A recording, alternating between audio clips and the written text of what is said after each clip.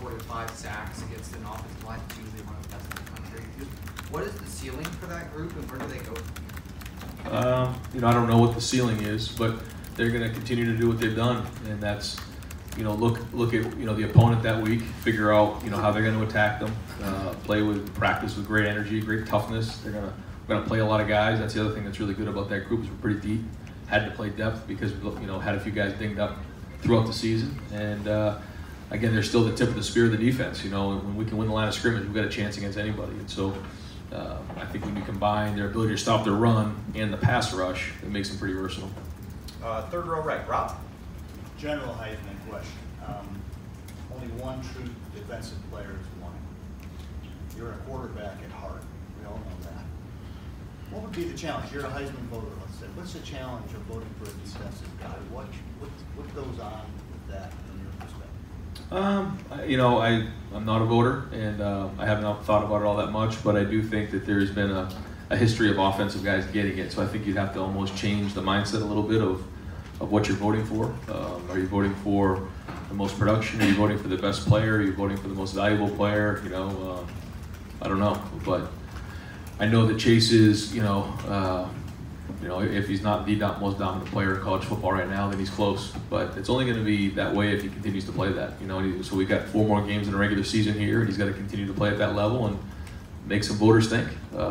But again, if you were talking to Chase, I don't think he has any interest in all that. And I think just being considered and just being brought up in that conversation, much respect. What would be your classification? It seems like it should be best player is what it's been, not MVP. Because on this team, you could argue it's a different guy than Chase. Do you think it should be best player or most important to his team? What's the Heisman to you? Yeah, I think it's the best player, and there's a lot that goes into that. But I think it's the best player, not so much the most valuable or anything like that, because I think there's so many different variables in college football. It's not like the NFL where everybody has the same set of rules and the same set of everything. It's very, very different.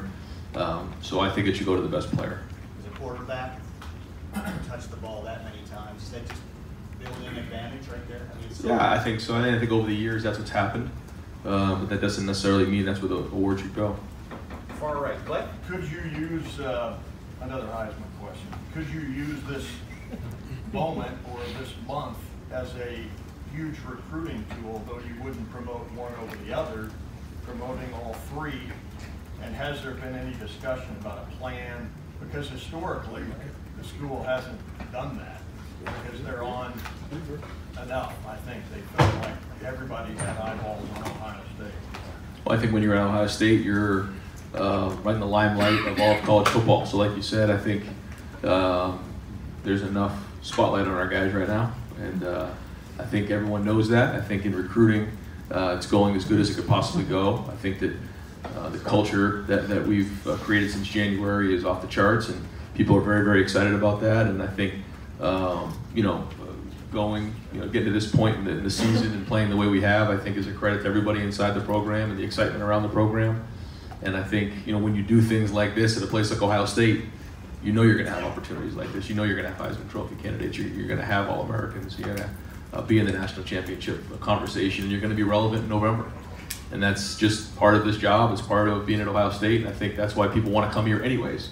So I don't think this is anything out of the norm or anything new. It's part of what we talk about in recruiting year round. But here we are. It's not a distraction, because you talked a lot this year about the noise and Yeah, it can be. It can be, but it's all about what our focus is, and it's something we've been talking about for a long time. And we knew, it's like being in any other place in the country that's undefeated at this point of the season. There's going to be a lot of people talking about you.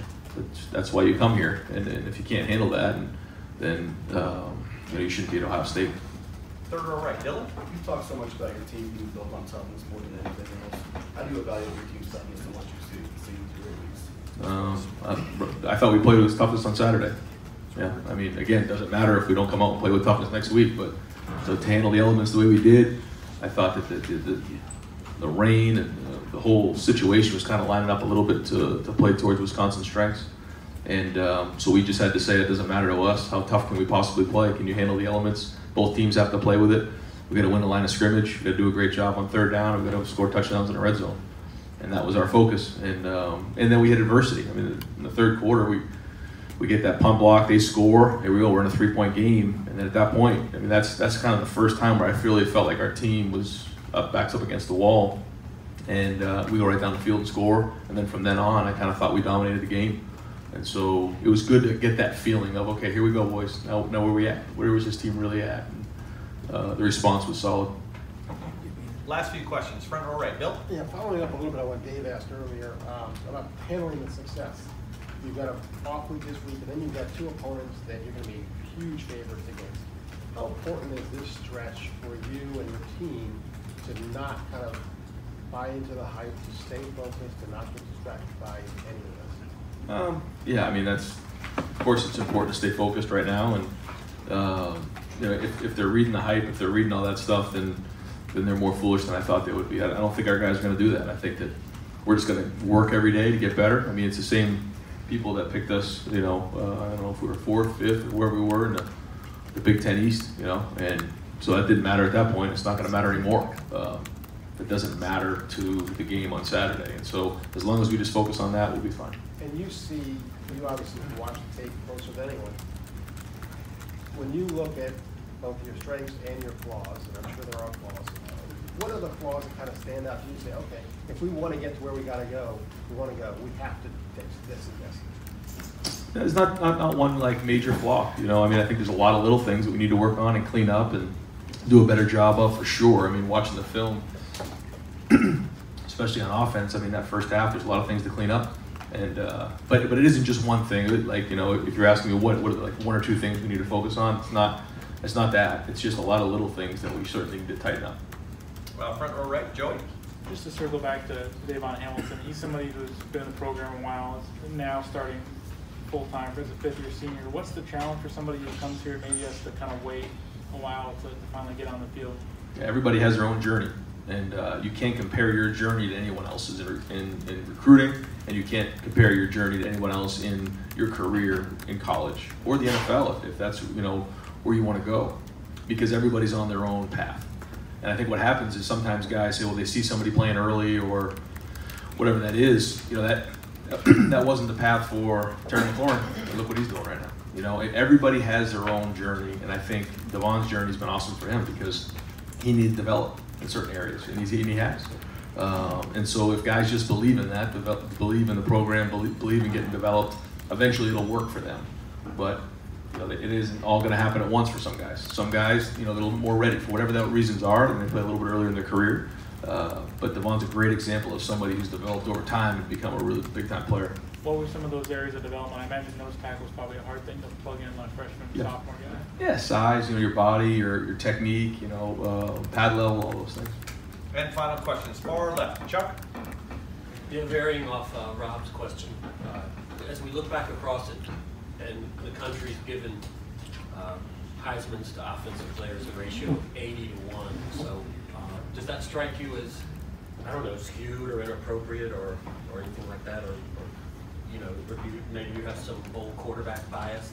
Is that just, do you think? I just think it's the way that the game is played, and there's only one football, and the guy who touches the football the most probably gets the most action. So that's probably why it's been the quarterback over the years. But it's hard to be as dominant on defense as it is on offense at times, and so that's probably more the case. Yeah.